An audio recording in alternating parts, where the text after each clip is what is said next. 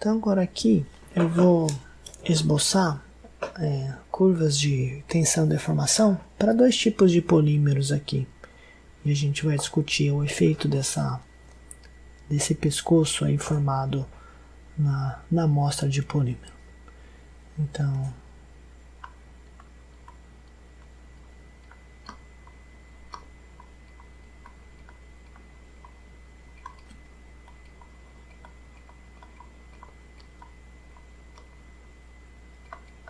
nessas curvas, a gente tem o seguinte, eixo Y, então, tensão,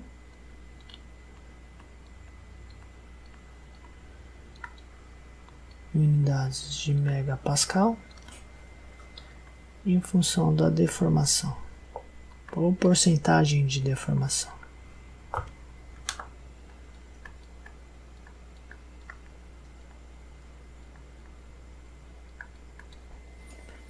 O que a gente observa para uma amostra de PVC, por exemplo, lembrando que a estrutura da unidade constitucional do PVC é esse daqui, CHCl N. Então é um material que não tem interações intramoleculares tão fortes, né, como outros exemplos que a gente já viu, e tipicamente podem ser formadas amostras semicristalinas.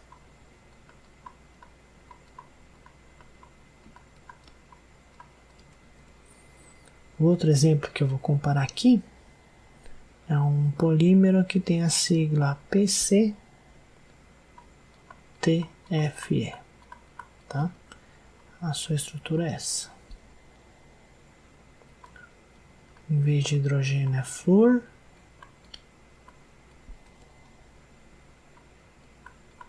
E aqui é cloro também. Então é um material bastante análogo ao polietileno, ao PVC, só que em vez dos átomos de hidrogênio são átomos de flúor. Esse daqui é o policloro trifluoretileno, tá? Então, como há fortes interações intermoleculares aqui nesse sistema, ele tipicamente forma polímeros cristalinos, tá? Ou com alta cristalinidade. Então a gente pode comparativamente considerar que é um polímero cristalino, um em relação ao outro. A curva de tensão-deformação desses dois polímeros é bastante diferente, é isso que eu vou apresentar agora. Vou colocar aqui esse em azul e o outro em preto. Então em preto o que a gente observa é justamente a formação desse pescoço e depois o material se rompe a uma certa deformação. Mas é isso que importa aqui.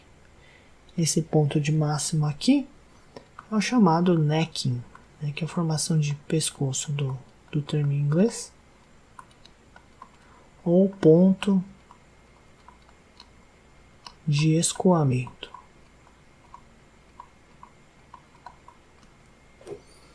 Por outro lado, esse derivado do Teflon, né, policloro trifluoretileno, tem uma curva desse tipo. Tá? E aí se rompe a uma certa posição aqui. Não importa muito essa discussão de em que porcentagem se rompe, sim a existência ou não do necking aqui, tá? Então a gente vê que para polímeros cristalinos não há formação de necking, enquanto para o polímero semicristalino ou para um polímero amorfo há a formação desse tipo de padrão na curva, tá?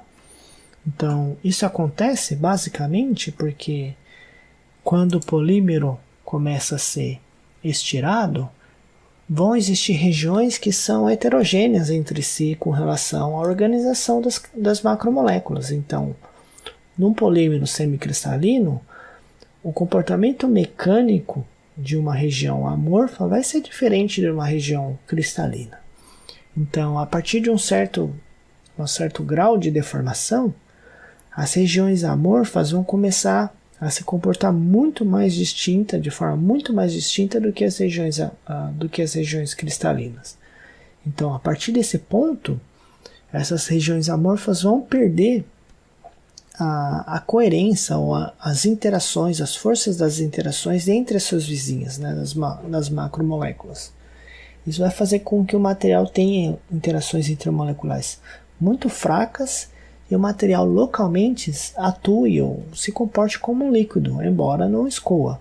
Ele escoa do ponto de vista mecânico, porque esta região ela deixa de ser resistente a esse estiramento. Então isso faz com que o material resista bem menos ao aumento da deformação, originando aqui esse tipo de padrão aqui. Então, em vez da deformação continuar aumentando e a tensão também aumentando para cá, ele deixa de resistir à deformação. Então, ele se torna mais mole, né? Como se fosse um líquido escoando, né? Algo viscoso escoando aqui nesta região. Então, essa região é que possibilita, né, a maior deformação, só que com uma tensão menor. Tá?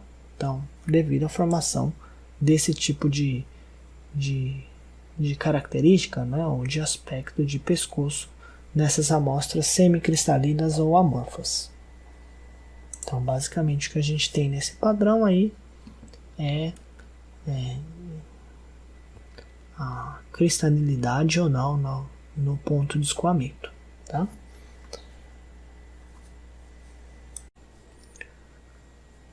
Outra característica agora, outro conjunto, né, de curvas tensão e deformação que eu quero apresentar aqui é o que acontece com um polímero, com o mesmo polímero, só que a diferentes temperaturas. Então a gente vai ter o efeito da temperatura.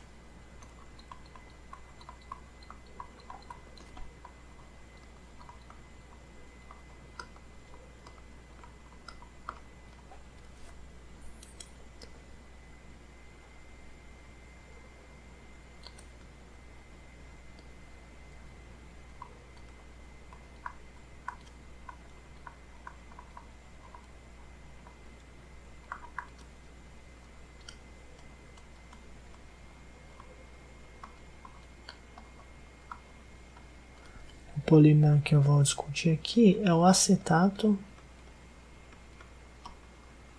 de celulose. Vou colocar aqui como referência alguns valores, só para a gente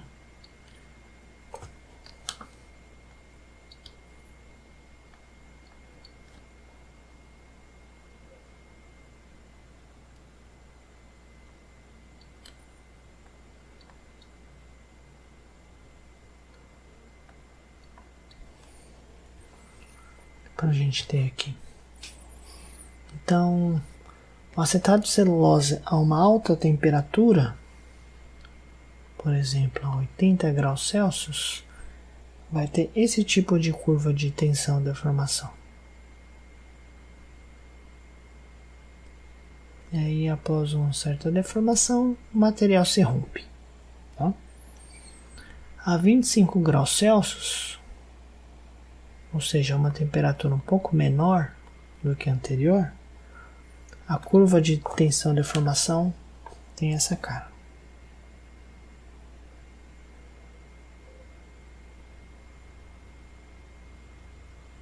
E aí se rompe. Com uma deformação semelhante aqui, não há uma mudança tão significativa aqui. O que a gente observa comparando essas duas curvas? É que a tenacidade do material não muda aqui, né? Nessas duas temperaturas. Por outro lado, a rigidez aumenta, né? Então, se a gente pensar aqui em um certo valor de deformação aqui, por exemplo aqui, vamos chutar aqui, por exemplo, 2%. A gente vê que a tensão necessária para provocar 2% de deformação a 80 graus Celsius é menor do que a 25 graus Celsius, né? Então, isso quer dizer que a 25 graus Celsius, o polímero é mais rígido, né, do que a 80 graus Celsius. Tá? Então, embora a tenacidade do polímero não muda nessa faixa de temperatura, não muda de forma tão significativa, a rigidez aumenta. Tá? Então, com a diminuição da temperatura, o polímero se torna mais rígido. Agora vamos olhar para menos 25 graus Celsius. Tá? Temperatura aí 50 graus Celsius a menos. O que a gente observa é o seguinte.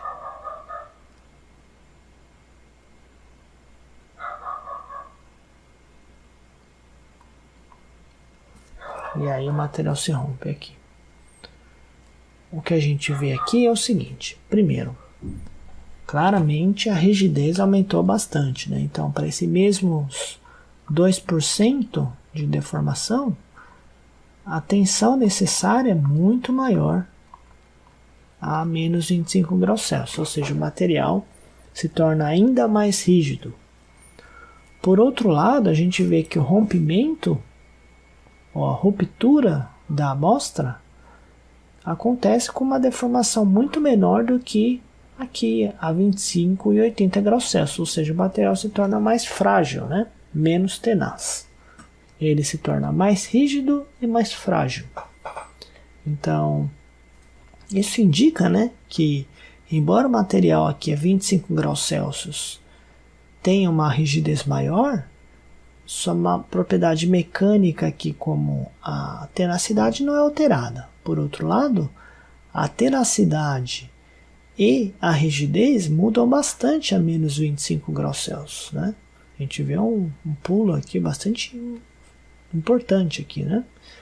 Isso indica, né? Isso pode indicar que nesse intervalo entre menos 25 e 25, em alguma faixa de temperatura dentro deste intervalo, ocorre a transição vítrea, né? A transição vítrea é uma transição, um processo térmico que está fortemente associado à mudança de propriedades mecânicas de polímeros. Né? Então, em alguma temperatura aqui entre 25 e menos 25 graus Celsius, ocorre a transição vítrea e por isso a gente vê comportamentos mecânicos tão diferentes aqui.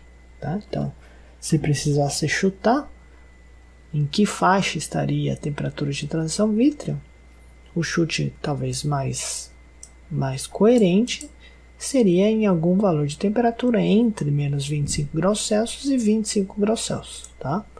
Então, é a região em que aqui a gente observa maiores mudanças, né? Mudanças mais significativas do comportamento mecânico desse polímero aqui.